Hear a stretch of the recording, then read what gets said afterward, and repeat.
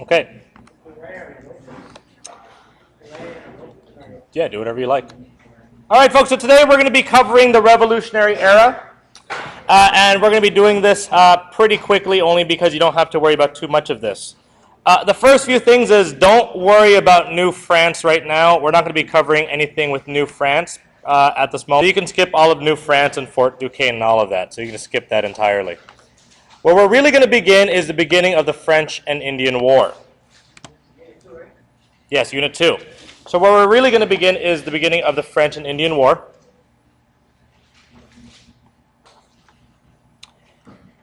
And really also, we're going to talk about just roughly, just a major... the long-term cause of the French and Indian War were these ongoing conflicts between the British and the French. You guys remember those already, right?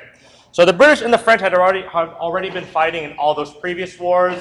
King William's War, Queen Anne's War, War of Jenkins' Ear. Alejandro. Alex.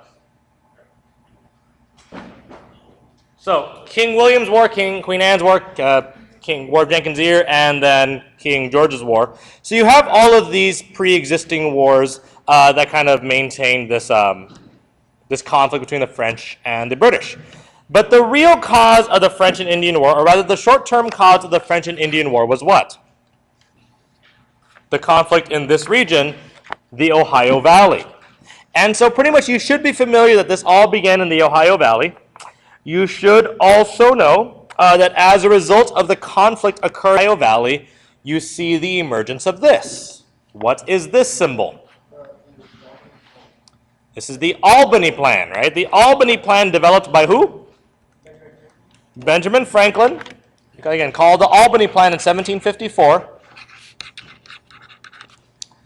The major key of this plan, again, being the defensive alliance, a military alliance against the French. Everyone cool with that so far? Everyone doing okay? All right. So that goes on, and you have Edward Braddock, who's terrible at fighting the war. You have the end of the war and all these claims. Again, there's not too much you guys really have to know about the French and Indian War, so we're going to go ahead and skip that as well. Let's move on from there. The key thing you guys do need to know are the acts. So if you guys need to start studying anything from the Unit 2, begin from the acts. Okay, so we'll start talking about the acts.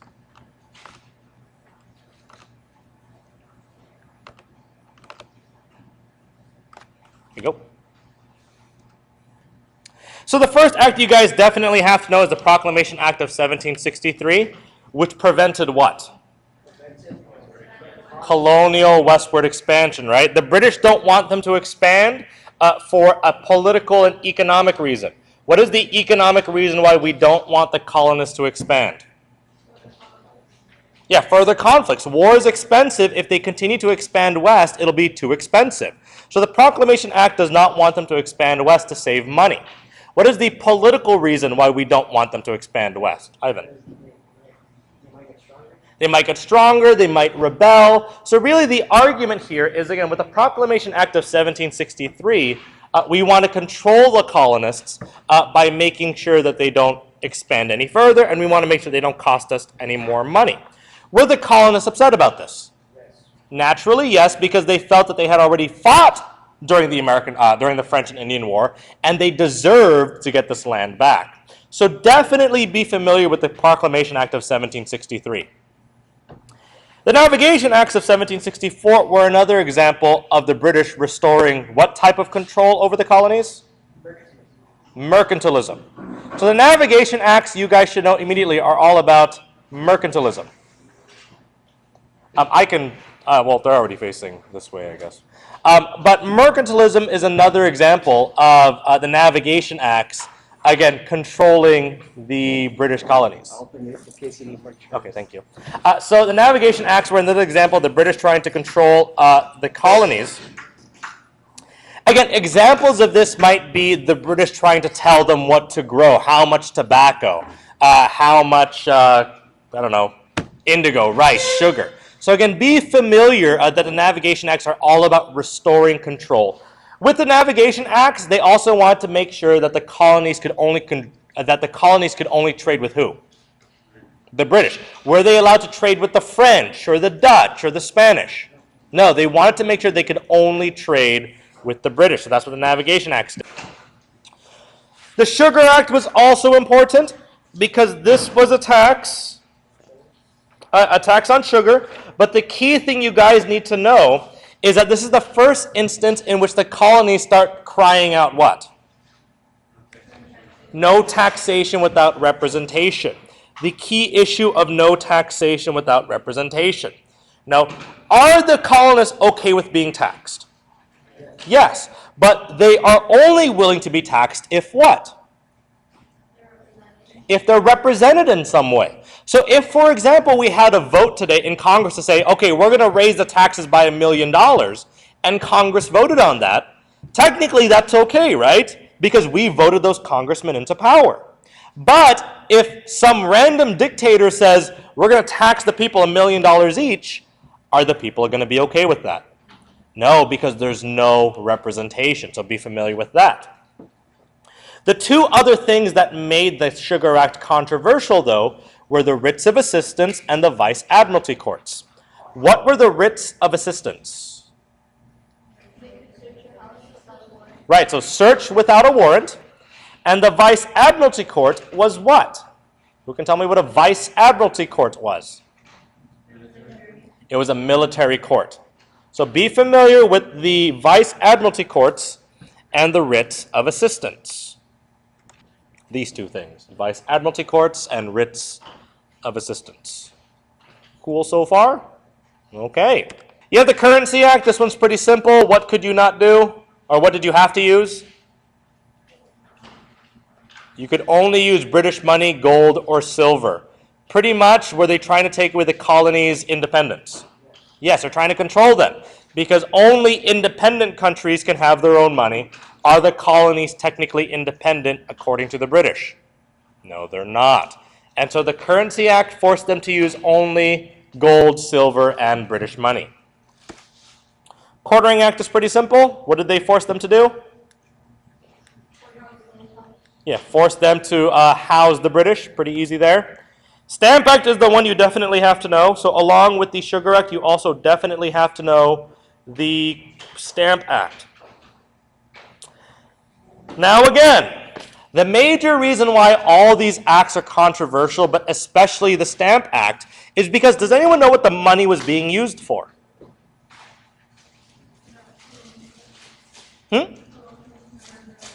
Yeah, to pay for colonial defense. So the biggest conflict here was that the colonies were paying the stamp tax to station the soldiers. They were paying them to station soldiers. That's like you paying, I don't know, the military to beat you up. Are you going to pay soldiers to harass you? Or pay police officers to constantly harass you every week? No. But that's what the colonies were doing with these acts. They were paying these taxes to harass the soldiers. Go ahead and grab a table, and there are chairs in this cabinet as well if you need them. And there's also seats everywhere else. But anyway, folks, again, the Stamp Act was so controversial because the money was being used to pay for these soldiers. So how did the colonies respond? How do the colonies respond to these acts? They sent a letter, but that wasn't very effective. So what was effective? The non-importation agreements or the boycotts. So the effective response to the Stamp Act were the boycotts or the non-importation agreements.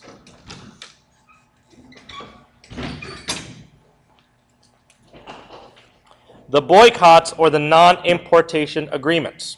And they developed these at the Stamp Act Congress. Everyone clear with this stuff so far? Boycotts, Stamp Act Congress, non-importation agreements. Any questions about that? You guys are clear with that? What all those things were? Questions? No? Okay, cool. Obviously, some of the people that begin to emerge as the leaders of this revolution are a group known as the Sons of Liberty. And the Sons of Liberty, while deemed a somewhat of a terrorist organization, are led by the patriot Samuel Adams. And so Samuel Adams does this thing with Paul Revere. They organize protests, and you guys are good with that, right? You guys all know the Sons of Liberty. Pretty easy there. Here they are protesting. The Declaratory Act, you can skip that for now, don't worry about it. The Townsend Acts, well, don't worry about that. Townsend Acts. The Townsend Acts are also another example of, again, just taxation without representation, right? Taxation without representation. Just be familiar with the Townsend Acts. Everyone good so far? Keep going here. The Boston Massacre, surprisingly, does not come up on the AP test, so everyone just assumes you know it. Let's see here. We did talk about the Committees of Correspondence under the Boston Massacre, so you should be familiar with the Committees of Correspondence. And what was the Committees of Correspondence? It's a communication network for the Sons of Liberty. So if you find the Committees of Correspondence, make sure you identify them and underline, highlight, do whatever you need to do. Committees of Correspondence. The Boston Tea Party is then another example in response to the Tea Act, right? It's a form of rebellion. It's open rebellion, so that's kind of important. It's a form of open rebellion. So that's critical there.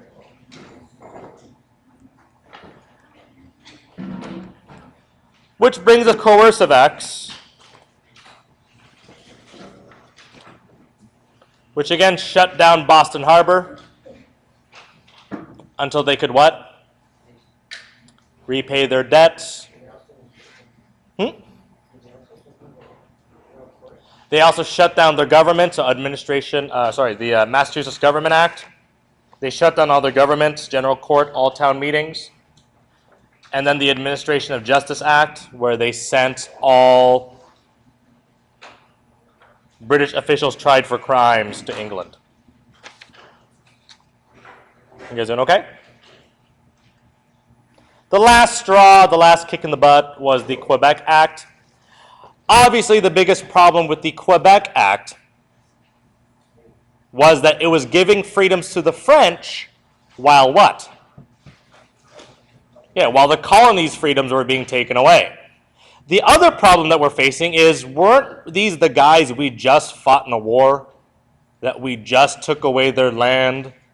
That we just bled and fought against? And now they are being given these freedoms? They weren't too fond of that, and so the colonists were largely upset with the Quebec Act. So you guys good with the acts there? Again, once you put it down, it goes by really quickly, right? It actually doesn't take that long. Like I said, if we had all your notes ahead of time, we could teach APUS in about a month, like the whole thing. It goes by pretty quickly. So let's move on to the actual American Revolution, which should not take us too long. The American Revolution, folks, had multiple phases. You had the First Continental Congress that we talked about before. And the First Continental Congress organized a boycott. What was that boycott called?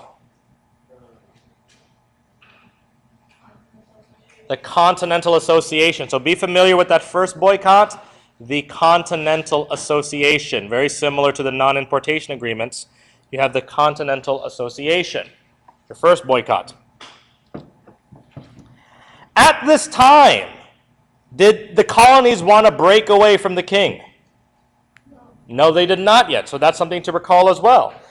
They just wanted to return to, again, the way things were. Yes, ma'am.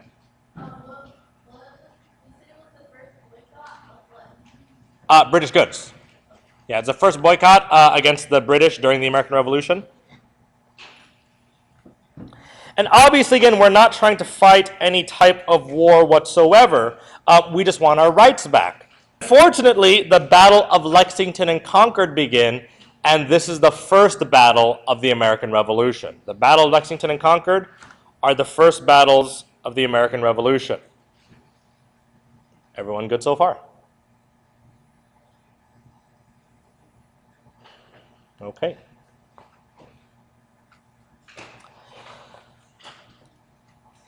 So then the Second Continental Congress meets again, and they begin to start promoting this idea of separation from the king. And one of the major decisions that they make is, one, to send the olive branch petition. So what was the olive branch petition, guys? It was a letter to the king. It was that kind of last attempt for peace, right? Where they asked for peace again. But if the king did not respond, what were the colonies willing to do?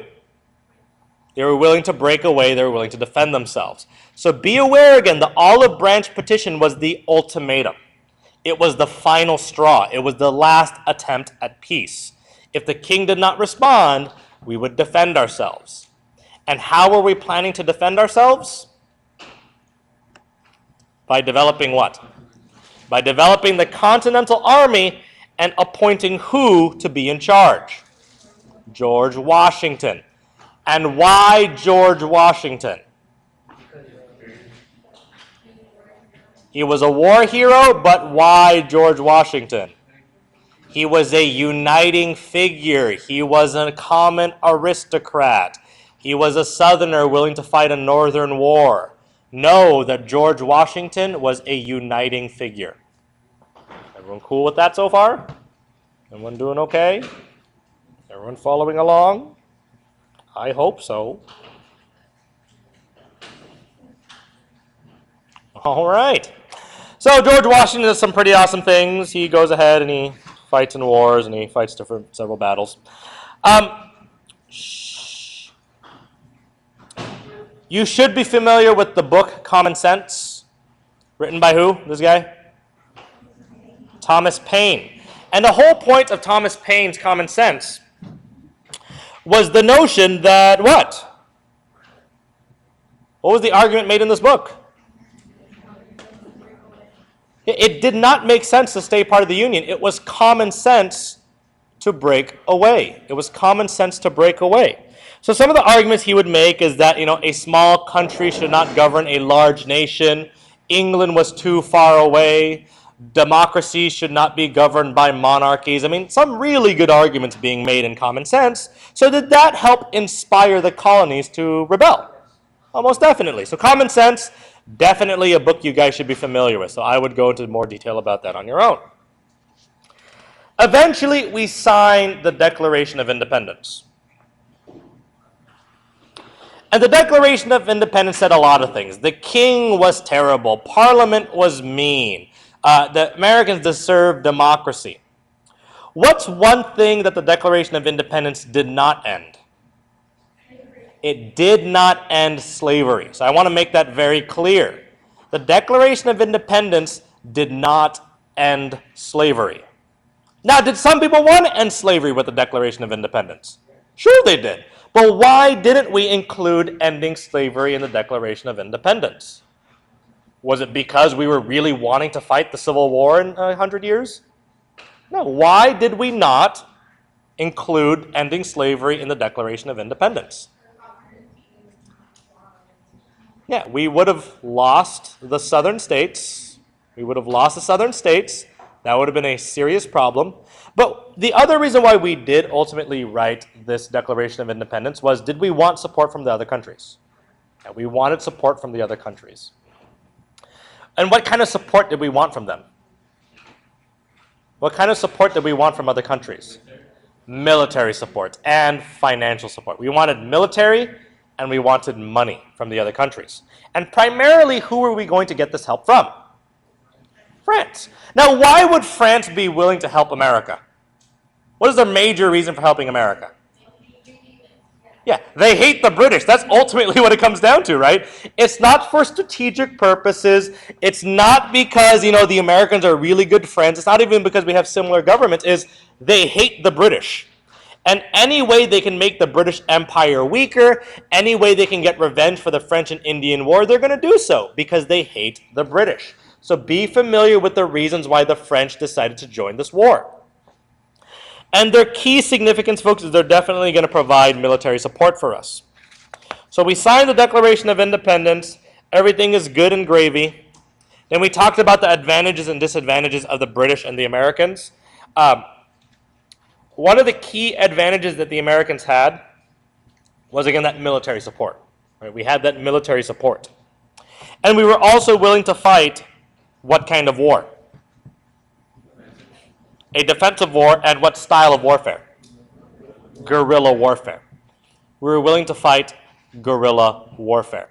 And is that effective against an old-style British army? Sure, when they fight in straight lines, of course we're going to win.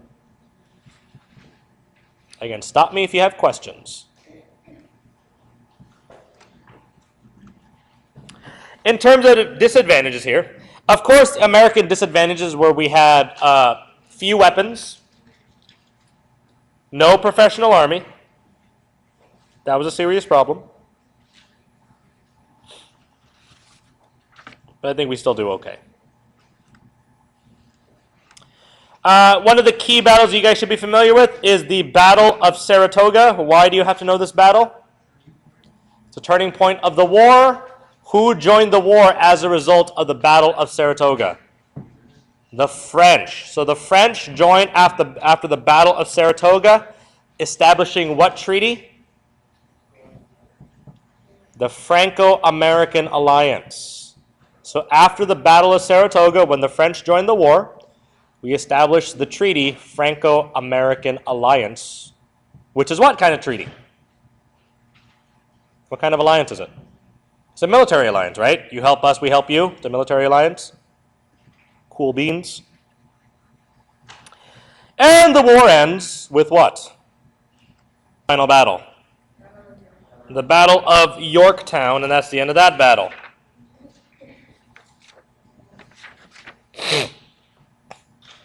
Ultimately, we signed the Treaty of Paris in 1783, ending the war. The British recognizes U.S. territory and U.S. independence. They promised to leave the frontier fort. Are they going to do that, by the way? No. America also promises to pay back its debts, right? We promise to pay back its debts eventually. Now, the other thing that the Americans promised to do is to give back land to who? The Loyalists. And that's the one promise they're going to break. They promised to give back land to Loyalists, but they didn't. And because they don't give back land to Loyalists, what do the British refuse to do? Leave the fort. So remember, folks, that's the catalyst and the catalyst for the War of 1812. Because the Americans did not give land back to Loyalists, the British refused to leave the frontier forts. So make sure you guys are clear about the connection between those two events. Cool, and that's the American Revolution. Now let's talk about the Articles of Confederation.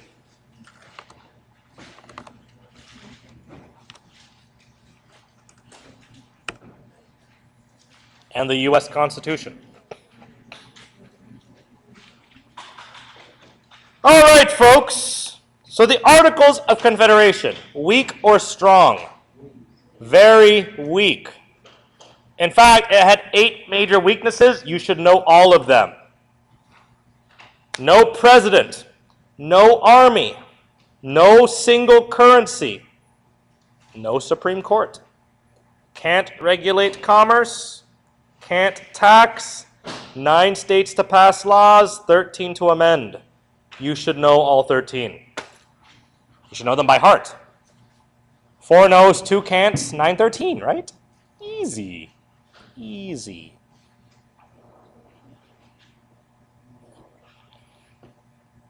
Everyone good so far on their weaknesses? I remember all of these? Okay. Now, let's see here.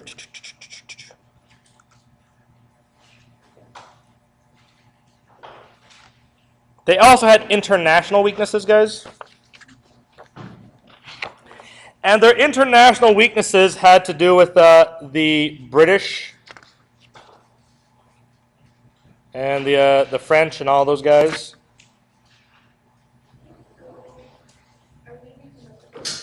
Huh? The problems with the British, the French, no, you guys need to know those. So I mean, those happen, but you don't have to know them for this test. You'll likely have to know them for an essay, but we're not doing an essay this time. So you should know the successes of the Articles of Confederation, though, folks. Know the 8 weaknesses and then know the successes. The first success is a land ordinance of 1785. So jump straight to that. Land ordinance of 1785. And what did the land ordinance of 1785 do? It organized the Northwest Territory. So again, orderly settlements. It built up these territories to make sure that they were organized. And then the other success was what? The Northwest Ordinance of 1787. What did that do? It created new states. Those two are a must-know. Definitely the Northwest, that's going to be on your test. Like hands down, most definitely on your test. Now, the cool thing about the Northwest Territory, though, is that it also banned what? Slavery. So that was a nice plus. Well, that it banned slavery in the Northwest Territory, and that'll help us in the future. Another key success of this Articles of Confederation was that it served as a what for the Constitution? A stepping stone, or it was that successful failed experiment, or it got us through the critical period. So long as you can, address all those key issues, you should be okay. But ultimately, is the Articles of Confederation weak? Yes, it's not a very good document, so we decide to change it, not overturn it or replace it. We want to change it a little bit. We want to amend it, modify it. So we meet at the Annapolis Convention. And at the Annapolis Convention, again, the goal is to do what? Are we going to make a new constitution? No, we're just going to amend or change the articles. But can we do that? No, because not enough people show up. So what convinces us after the Annapolis Convention that, holy crap, we might need a new constitution? Shays Rebellion and Daniel Shay. These debt-ridden farmers, they rise up. You should know Shays Rebellion. That's a must. It'll come up maybe twice on your test. You should know Shays Rebellion. These debt-ridden farmers, they rise up. And ultimately, their frustration is that some group way far in the east is telling these Western farmers what to do. And so again, it's that debate between the Tidewaters versus the backcountry, right? It's this east versus west debate. You guys clear with that? So be aware of that. So Shays Rebellion really makes these east versus west, Tidewater elite versus backcountry settlers debates reoccur. And it makes the people realize that the government is too weak, that the Articles of Confederation is a failure. So we meet again at the Constitutional Convention. We decide, holy crap, this is too weak, we must meet again. And this time again, do they initially meet to create a new constitution? When they meet, is their intention to make a new constitution? Again, no, it is not.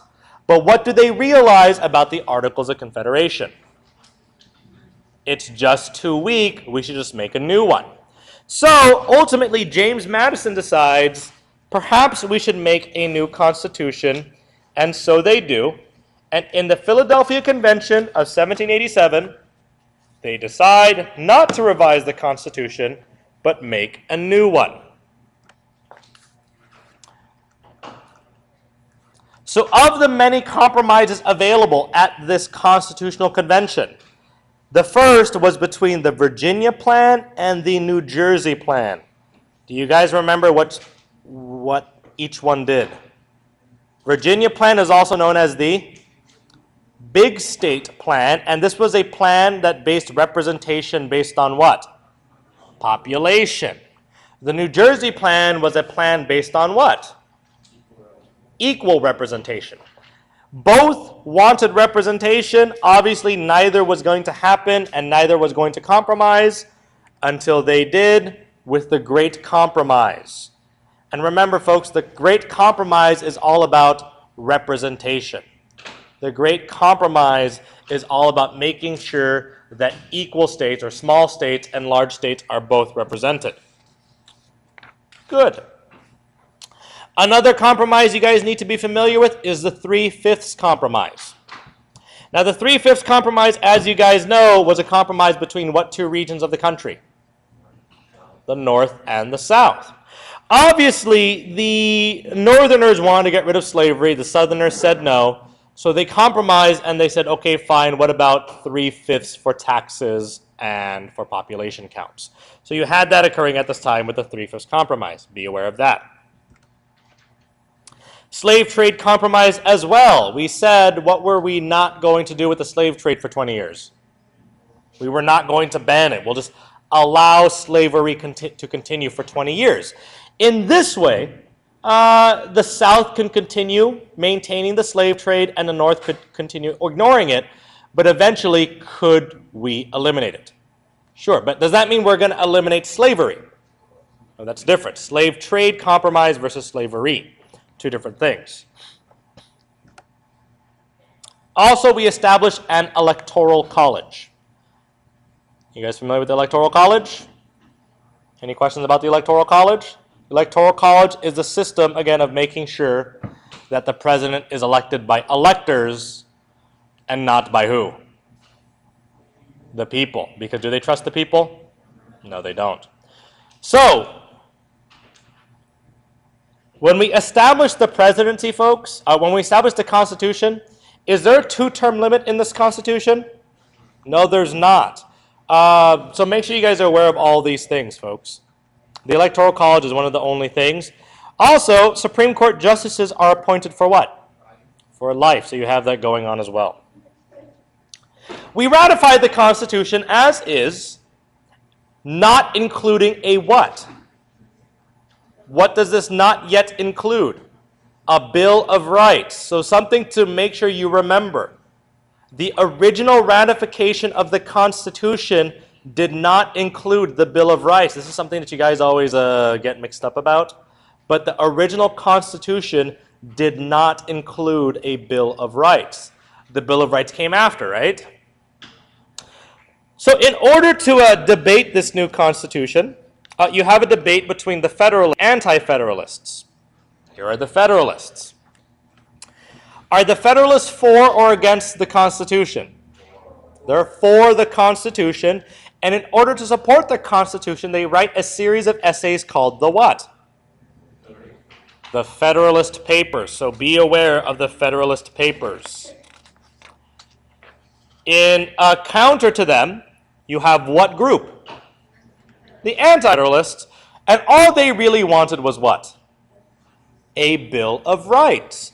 So again, would you have had an Anti-Federalist group if the Bill of Rights was already included in the Constitution? No. So obviously the Bill of Rights were not yet included, thus you have the Anti-Federalist Party. You thus have them ratify the document, everyone signs it, and it becomes the Constitution of the United States. Any questions about that? None? Okay. So that's the end of Unit 2. I told you that was going to be quick. That was only about 40 minutes. Are there any questions about Unit 2 at all? About any of the facts or the documents or anything like that? Unit 2 should be pretty easy, guys, right? Unit 2 should not be too difficult for you. You guys sure there's no questions out there? Okay. I'm moving on to Unit 3, which might be slightly more complicated. So here we go. Yes, ma'am. Yeah, the Bill of Rights we'll actually talk about in Unit 3, but you should just know that the Bill of Rights were included after the Constitution. That's all you have to know about the Bill of Rights, folks. It was included after the Constitution. So let's go to Unit 3 now.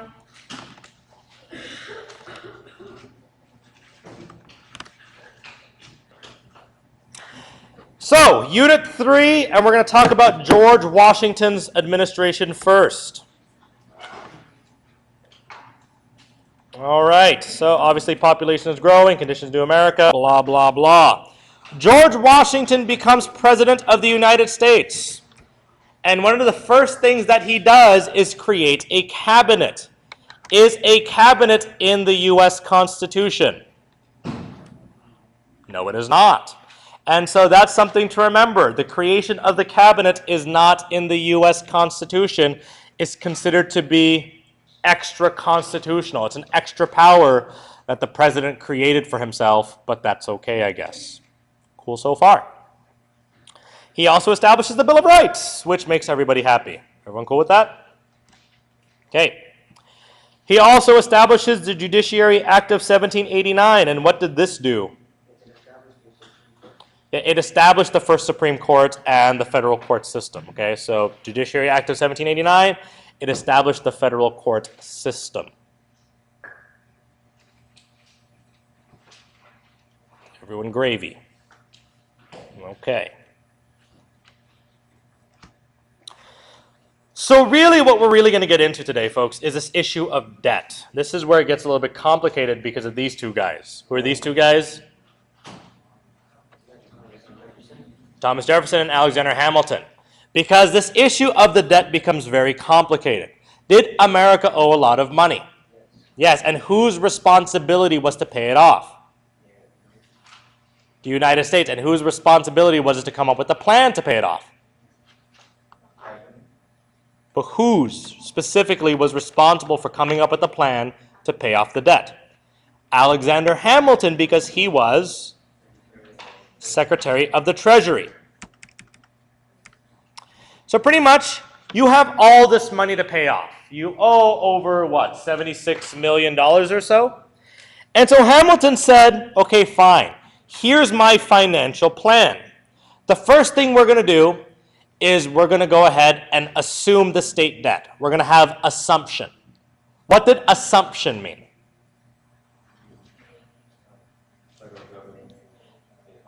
Yeah, the federal government would take on the state debt. That's assumption. The federal government was going to go ahead and take on state debt, which was good for the federal government. The second thing we were going to do was we were going to fund those debts at par, which meant we were going to go ahead and make sure that we were going to pay back all of that debt plus what? Plus a higher interest. We're going to make sure those people get their money back and they're going to sell us their debt.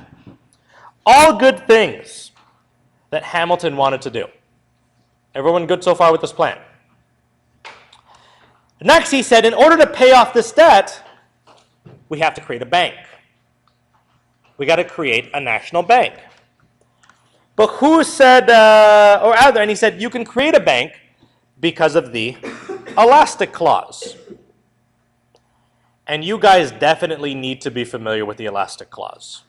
Whether it's 1-8-18 elastic clause, necessary proper clause, you should also be pretty clear or familiar with this quote, to make all laws necessary and proper, blah, blah, blah. Just know the necessary and proper clause. And the necessary and proper clause said that the federal government could have any powers that were necessary and proper. So according to Hamilton, did we have the constitutional authority to make a bank? According to Hamilton, yes, because it's necessary and proper to regulate commerce. What did Jefferson say?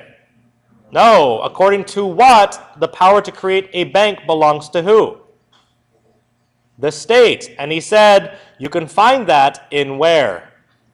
The 10th Amendment, or known as the reserved powers or state powers. So know the elastic clause and the reserved powers. Doing awesome so far. Great. And so you have the difference between the first two-party systems.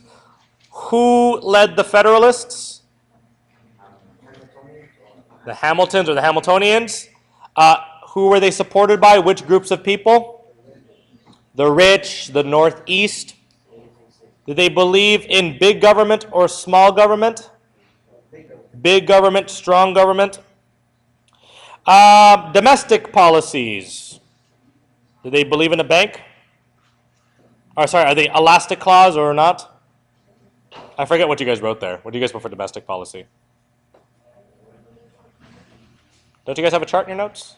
Yeah, what do you guys have for domestic policy? Oh, we didn't? So there's a chart in your notes you guys should fill out eventually. In this chart right here, for domestic policy? Yeah. So elastic clause, 1-8-18, all that stuff, right? Federalism. Yeah, okay. So in any case, folks, you should go back and fill this out. I mean, it's a pretty simple chart, and this is what you guys have to know. You will get a question on this chart, so go back to your notes and kind of just fill it in, ultimately. But again, foreign policy, because we haven't finished foreign policy yet, but that'll be French and the British and all that stuff. You guys want to fill it out now? Okay, so domestic policy for the Federalists, elastic clause, 1818, necessary and proper. That's your domestic policy. They believe in funding at par and assumption. In terms of foreign policy, who do they support? The British or the French? Federalists, folks, who do they support? British or French?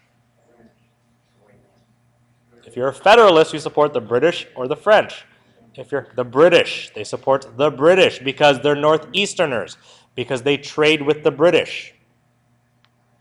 And lastly, the bank, pro or anti-bank? Pro-bank.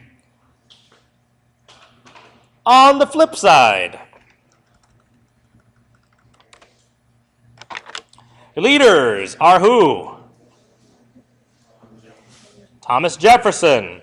Supporters include commoners, yeomen, farmers. So the yeoman, don't forget the yeoman, folks. The yeoman farmer. Ideas of government. What kind of government do they like? Strong states, weak federal, right? Strong states, weak federal. Domestic policy, where do their powers come from? The 10th Amendment. They believe in reserved powers or states' rights. That's what they believe in. Foreign policy, who do they support? The French. La France. And pro or anti-bank? Anti-bank because obviously they deem the bank to be crazy unconstitutional. Yes, Stephanie? Federalists, 1818, elastic clause, necessary and proper clause, funding at par, assumption. 1818 and all the other ones that go along with that, funding at par, assumption. Any other questions about this chart that you need me to fill in? Know this chart, guys. They're going to ask you a question about comparing, so be familiar with the chart.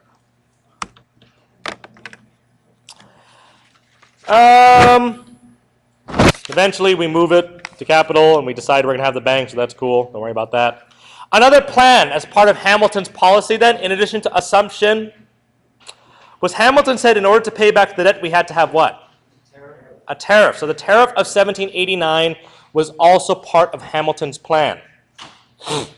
Somewhere in your notes, folks, you should have a section just called Hamilton's Plan and just write down all the things. So if I were you, I would say, maybe just on a back page or on a margin somewhere, just write Hamilton's Plan and write down bus, assumption, funding at par, tariff, excise tax. Those 5 things, because that's Hamilton's plan to pay off the debt.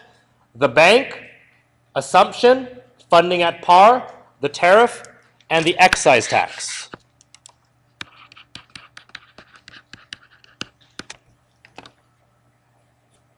So if you can have those 5 things, then yeah, it's pretty clear you know what Hamilton needed in order to have this bank.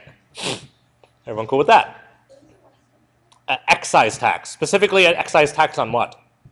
Whiskey excise tax. Very good. So tariff of 1789, again, designed to pay off the national debt. Now, who was not too fond of paying a tariff? Who doesn't like tariffs, folks? Thomas Jefferson and farmers. Farmers never like paying off debts, folks. Farmers never like tariffs because tariffs make things expensive, so be familiar with that. The other thing that he did was the excise tax. Now, the problem with the excise tax is that it made things expensive. And as a result, what did these whiskey farmers do? They rebelled. And during the Whiskey Rebellion, this was going to test the new government. And what did we realize about the new government? The new government was strong. Washington was a badass. He shows up with his army, he arrives, and he crushes the Whiskey Rebellion. And as compared to what other rebellion? Shays' Rebellion, This proves that the U.S. government is strong as compared to the failure of the Articles of Confederation. So be familiar with that. Don't worry about the Battle of Fallen Timbers or the Treaty of Greenville. The French Revolution then happens, folks, and obviously we have our international crisis. We obviously support the French Revolution until it gets crazy, though, right? The Reign of Terror begins, and we're like, holy crap, people start killing each other. We don't like that so much. And so ultimately, who wants to continue to support the French Revolution once it gets violent? The Federalists? No, not the Federalists. There are no anti-Federalists. There are only two groups. There are the Democratic Republicans and there are the Federalists. Remember, the anti-Federalists are only during the debate about the U.S. Constitution. That's the only time the anti-Federalist exists.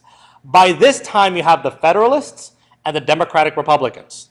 And of those two, who continues to support the French? The Democratic Republicans, or the Republicans continue to support the French, the British, the Federalists do not. What side does Washington fall on? Does he want to support the French or not? Not. He does not want to get involved in another war. So he decides to sign the Neutrality Proclamation, which says that we may not join either side of the war. But who gets particularly angry that we are not joining the war between the French and the British? Who's angry about this? The French. Why are the French upset that the Americans are declaring neutrality? Yeah, because they helped us during the American Revolution, because we signed the Franco-American Alliance. So again, the Americans or the French are angry because we're backing out of the Franco-American Alliance. You have that going on. Don't worry about Citizen Guinea. And now you have other problems. So everyone's good with the Franco-American Alliance and Neutrality Proclamation? Okay. Now we have problems with the British. The problems with the British are that the British are not leaving what? They're not leaving the frontier forts. Now the argument that the British are making is we don't have to leave the forts because you didn't what? Why don't the British feel like they have to give up the frontier forts? Because the Americans did not give land back to loyalists. So they say, we don't have to give you back the land, and we don't have to leave the forts because you didn't give back the land. But do the Americans want them to give up the land or leave the frontier forts? Sure. What else do the Americans want them to stop doing? Inciting Native American rebellions. What else do we want them to stop doing? You can leave the chairs here. Impressing American sailors. You guys remember impressment? Forcing people into your Navy? Everyone's clear with that term? Cool. And so we send John Jay to sign the wonderful treaty, Jay's Treaty. And Jay's Treaty achieves all of this or no? None of these, right? It achieves none of these. And yet it's still considered a victory. Why? They prevented war with the British. So hooray! We got nothing but no war. That's like the Vietnam War, folks. Yay! We ended the war, but we didn't actually win. We never won the Vietnam War. We just ended it. So there's that. Now, as terrible as Jay's Treaty was, there was Pinckney's Treaty. And Pinckney's Treaty was kind of this unintended consequence in which what did the Spanish give us access to? The Mississippi River and what city? The Port of New Orleans. So always the Port of New Orleans, folks. This is crucial. If we don't have access to the Mississippi River or the Port of New Orleans, what's the point of having access to the Mississippi River? So access to the Mississippi River and the Port of New Orleans. All fun things. All good things. Well, Washington gets tired and he's like, I want to go home. So in 1796, Washington decides to step down and he gives his farewell address. And in his farewell address, Washington says, Americans, don't do these two things. What are those two things we're not supposed to do? Create permanent alliances and avoid political parties. Of those two things, which of those did we not follow? Both of them, because we actually have both. We have political parties and we are entangled in foreign alliances. Also, what did George Washington establish by stepping down in 1796? A two-term tradition or a two-term precedent. Now, did he have to step down according to the Constitution? No, he did not. So remember, folks, when people ask, is the two-term precedent in the Constitution? The answer is no. It's entered in as an amendment in the 22nd Amendment back in 1954 or something. So it's not there initially. So everyone cool with George Washington? Any questions about that guy? Pretty easy, right? So that's G-dub. Next president you guys have to know, Adams. His presidency is very short. So, John Adams runs against Aaron Burr and Thomas Jefferson, and who wins? John Adams, because, again, of the Electoral College. He becomes vice president. He was vice president. He wrote the Declaration of Independence. It doesn't really matter about him. But he fights a war against who? The French. But is it an official war? No, it's an undeclared war. It's a quasi-war. It's a kind of a war. And why are the French attacking us? We violated the Franco-American alliance. We did not own up to our side of the agreement. So the Franco-American alliance happened, and they were angry. We didn't own up to our side of the agreement. So the Franco-American alliance was violated. So how do we try to fix this problem, this quasi-war? Where we send some people over to France and we try to negotiate, and we insult the Americans, right? We demand a bribe. You guys should know the bribe part. As a result of the XYZ affair, does the quasi-war continue? Or rather, does the XYZ affair fix the quasi-war? No, it makes it worse. It makes it much, much worse. And things get bad, and so the only way to end it all was through the what? Convention of 1800. So know that the quasi-war, XYZ affair, and the Convention of 1800 all have to do with the French and the Franco-American alliance of 1778. These are all French thingamajigs. Everyone cool with that? Yeah? Da? What's that one terrible thing that Adams did that was domestic policy and made him one of the most hated presidents in all of American history? Oh, the Alien and Sedition Acts. Yeah, that was pretty bad. So, Adams decided to pass two laws. Make sure you know them separately. Make sure you know what the Alien Act did, and make sure you know what the Sedition Act did, okay, folks? So, they're called the Alien and Sedition Acts, but they're two different laws.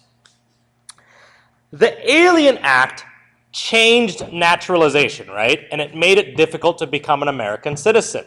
Why did they choose to do that? Why did they want to make it difficult to become citizens? Who? They don't want who to be able to vote? Immigrants. And why don't they want these poor immigrants to vote? Because they'll vote Democratic, Republican. And so the major reason why they passed the Alien Act is to make sure that these immigrants can't vote, because if they vote, they'll vote Democrat. Is that not true today? Yes. If they pass the DREAM Act, folks, the Congressional DREAM Act, and they give Latinos and all those immigrants in America currently amnesty or a path to citizenship, all those people will vote Democrat, right? And the Democratic Party will have a large, a huge majority of the population, because all these Latinos will now be voting legally, which is crazy. So there's that. What about the Sedition Act? What's that all about? Of? Yeah, so pretty much the Sedition Act said you couldn't say bad things about the government. And in particular, who were we trying to silence? Who were we trying to make sure they could not criticize the government? Yeah, we were trying to stop the Jeffersonians. We were trying to stop the Democratic Republicans. We were trying to stop the critics of the Federalist Party. Everyone clear with that? So everyone knows the difference between Alien and the Sedition Acts? Yeah? Know the difference. In response to the Alien and Sedition Acts, though, because obviously the Jeffersonians were not too happy about that, they decide that Jefferson and Madison will write up what 2 documents? What documents do Jefferson and Madison write in response to the Alien and Sedition Acts? Oh, the Virginia and Kentucky resolutions, which give states the power to do what? To declare acts of to declare laws unconstitutional, or in a simple word, they have the power of nullification. So the Virginia and Kentucky resolution is all about the power of nullification. Furthermore, they believe that the power of nullification stems from compact theory. So no nullification, no compact theory. And that's Adams. Everyone good with Adams? Adams is easy.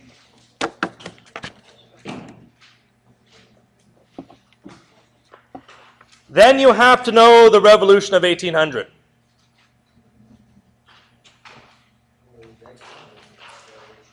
Huh? Pretty much. The election of 1800 was the Revolution of 1800. And we'll get to that. The next one. Are you guys doing okay with this? Yeah, it's pretty fast, but most of this is pretty simple. So the election of 1800, you got an election going on here. Here you are. And it becomes a revolution when who wins? Who wins? Who won the election of 1800? Thomas Jefferson. Thomas Jefferson wins this election. And it's a revolution because... Why is this a revolution, folks? There's a change without bloodshed, right? It's a bloodless revolution. We change parties, and it's great. It's a peaceful revolution. It's a revolution by the ballot, not the bullet. All awesome things. So things are good. He makes some pretty famous comments. It's a peaceful transition, all those things. This phrase you guys should know. We are all Republicans. We are all Federalists. And what does he mean by that? That's a quote you guys should know. What does Jefferson want to do in our country? He wants peace, right? He wants to unite the country. He wants to be a moderate. He wants to bring the entire country together. We are all Federalists. We are all Republicans. You know, this notion that he wants to unite the country, not divide the country, so that becomes pretty significant during this time period as well. He believes in peace diplomacy. But what we learned, though, folks, is that Jefferson is actually a pretty pragmatic president. Because does he promise to end all the things that he promised to? No, he promised to kill the bank. Did he end it? Did he end the Alien Sedition Acts? No. What about the tariff? Did he keep that? Yes, he did. What's the only thing that he ended? The excise tax. That's the only thing he ended. But he kept everything else. And so really what it comes down to is you see Jefferson as being this pragmatic president. And sure, he is... in that he keeps all the things he decided he wanted to destroy previously, because it turns out those things are actually pretty good. So that happens. He passes the Judiciary Act, which is all part of the midnight appointments. You guys remember the midnight appointments? So be familiar with the midnight appointments. These are Adams' desperate attempt to do what? Yeah, to jam the judicial branch with Federalists. So be familiar with the midnight appointments.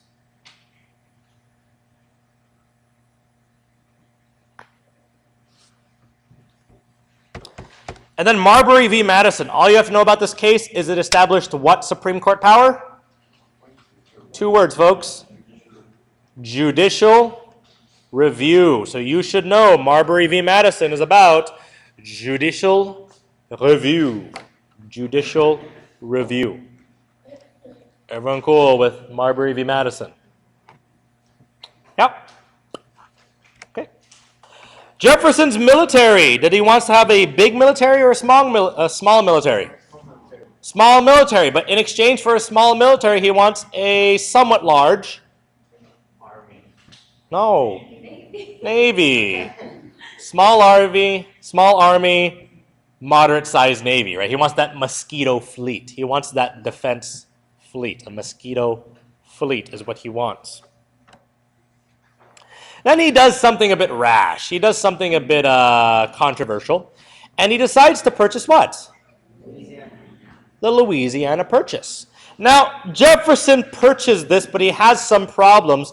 What is Jefferson's biggest problem with the Louisiana Purchase? He thinks that it's what? Unconstitutional. So he has some personal demons he has to fight while purchasing the Louisiana Purchase. But does he buy it anyway? Yes, because it's good for who? The people, the farmers. It's good for them. But he's like, I shouldn't buy it. It's not good. But I'll buy it anyway. But he believes it's unconstitutional, but he does that anyway. So be familiar with the constitutional qualms that he has with the Louisiana Purchase. He buys it from Napoleon, who looks pretty cool here. There it is. Pretty awesome. Lewis and Clark do their thing. Don't worry about them. Sacagawea, they find stuff very cool. You don't even have to know about Aaron Burr either. So Aaron Burr was interesting, but don't worry about Aaron Burr's test. Then there's that one thing that Jefferson did that really pissed people off. Remember how there was this war going on with England and France? And Jefferson wanted to declare neutrality because he just did not want to get involved. But they kept on attacking us anyway. How did Jefferson want to be taken seriously? What law did he pass to say, fine, if you're going to keep attacking us, we're going to do this? Ignore that. He passed the Embargo Act of 1807. And the Embargo Act of 1807 was a pretty terrible idea. Because while it was intended to punish the English and the French, who did it ultimately destroy? The U.S. economy. And so, while it was well-intentioned, it was a terrible, terrible, terrible idea. And everyone hated him for it. But that's okay, it was because he was about to leave office, so no one would remember. They would blame everyone else for it. Everyone cool with the Embargo Act of 1807? Duh? Okay.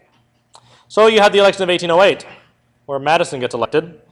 And one of the first things that he does is he ends what? He ends the embargo, and he replaces it with the Non-Intercourse Act.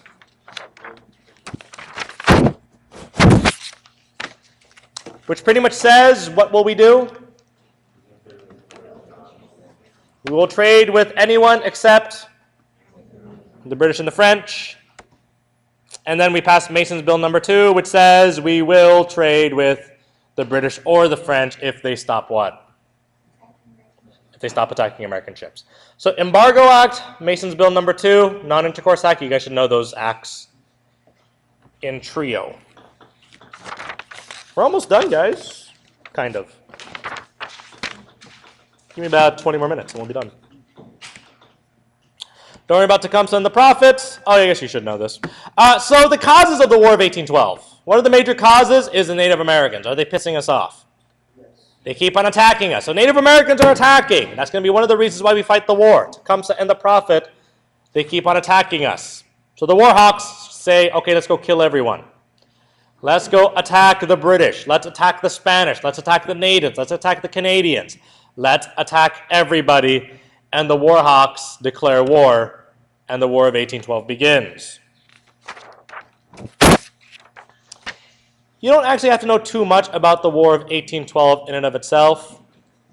You should be familiar with the Battle of New Orleans only because who becomes important? Andrew Jackson. So you should know that Andrew Jackson becomes a war hero during this time period. You should know that the war ended with the Treaty of Ghent.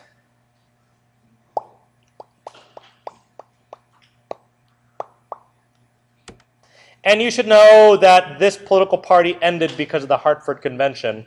Which political party was it? The Federalists. The Federalist Party found their demise because of the Hartford Convention. Because what were they doing while the War of 1812 was going on? They were trading with the British. They were supporting the British. They were wanting to end the war.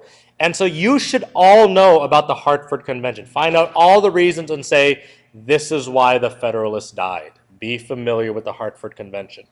For all the reasons, demanding an end to the war, reopening trade, maybe signing another peace, seceding. For all those reasons, they got in trouble. And so the significance, don't worry about that so much. We're good there. And so the last one, Section 4. This brings us to the era of good feelings, the last part here. Again, most of this you don't really have to know for this test, but we're going to go over the ones that you have to know. Number one, you should be familiar with the American system. Okay, so skip all that post-Ghent nationalism stuff and move straight to the American system. What was the purpose of the American system, folks? To improve the U.S. economy. So make sure you guys are familiar with that. The whole point of the American system was to improve the U.S. economy. And whose plan was this? Henry Clay. And what were the three things he focused on? Tariffs, the bank, internal improvements. That's how we're going to fix the system. Internal improvements, build roads. The bank, print money. Tariffs, protect infant industries. Everyone cool with those three things? Okay. It was a misnomer, but you don't have to worry about the problems of post-Ghent nationalism. You don't have to worry about expansion. Let's go into slavery and the sectional balance.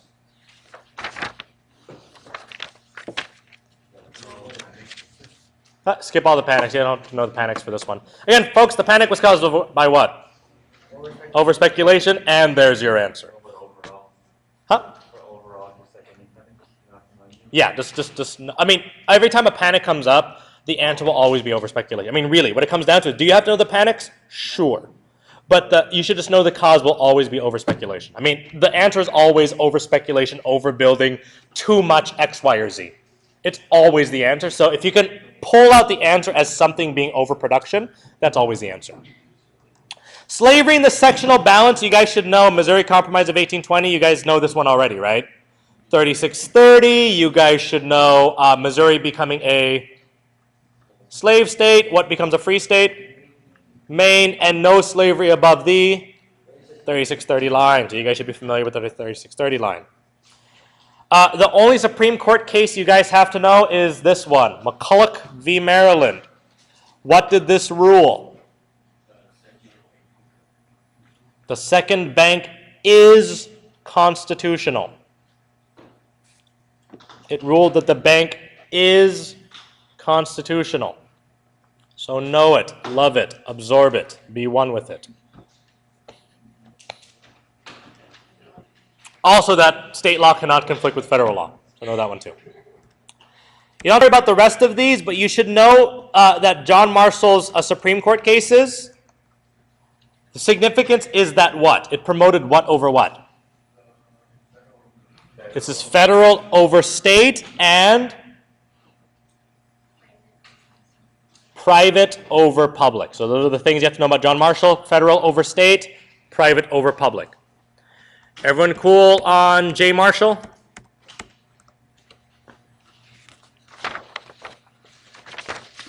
For this test, you don't have to know these treaties. You have to know Adams-Onis Treaty, which is the treaty that bought us what? Florida. So know the Adams-Onis Treaty. And the last thing you guys have to know is the Monroe Doctrine. That's a definite must. Is the Monroe Doctrine the last thing you guys have to know? You guys good with that? That's it, folks. Unit 2 and 3 are actually pretty easy. Unit 2 and 3 are pretty easy, guys. So you guys should be fine with that. I'll see you guys on Wednesday. Have a good day. Again, when we're actually reviewing for the AP test, we'll do this in a lot more detail because you'll have possible essays. But for the purpose of this final, this is all you guys have to know, okay? Have a good day, folks.